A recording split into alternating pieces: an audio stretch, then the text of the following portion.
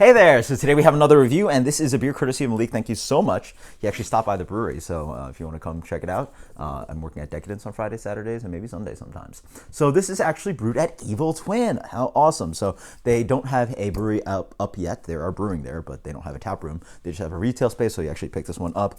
And this is Even More Candy Bars, edition 1. So this is 14% Imperial Stout brewed with Butterfingers. Malik, thank you so much for checking out the reviews. Thank you so much for donating this can. And he suggested this one. So, boy, this beer is dark. Eesh. This beer pours out pitch black, is super dark in the glass, and has a really dark brown head to it. Let's get the aroma on this one. It smells like Butterfingers. So, it's not just peanut butter. It's that kind of brittly, kind of like, I associate with dryness.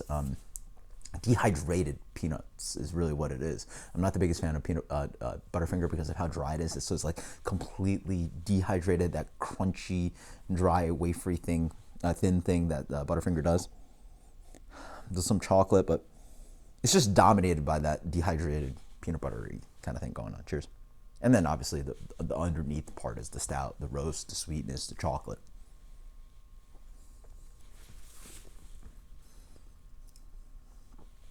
Pretty good. Honestly, this tastes like one of the beers that Decadent would make. Paul would make something like this. Actually, wait, I should get him to, he has done collabs with Evil Twin, but it tastes like straight one of those beers out of a Decadent's wheelhouse. But we're talking about Evil Twin. This is Decadent.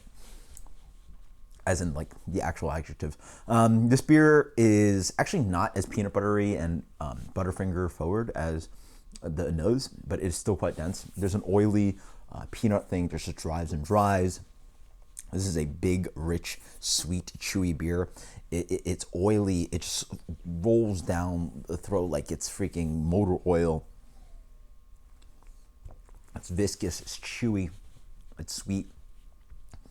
There's almost a little bit of light saltiness coming in here. I'm not quite sure why, yeah.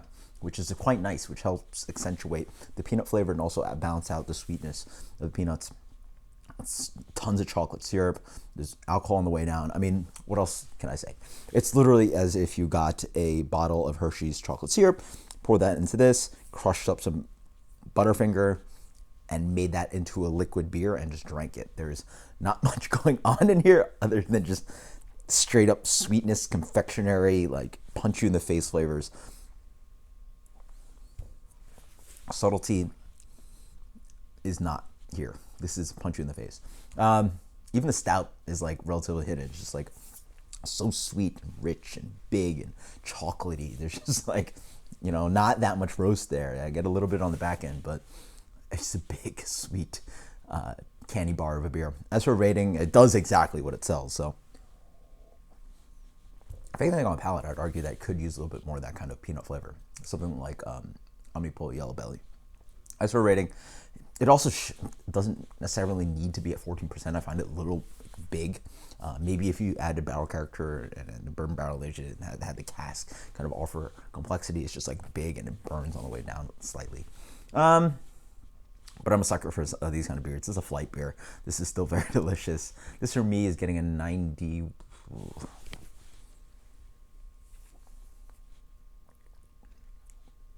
Actually, I don't know. Let's go 90 on this one. This is Even More Candy Bars, edition 1.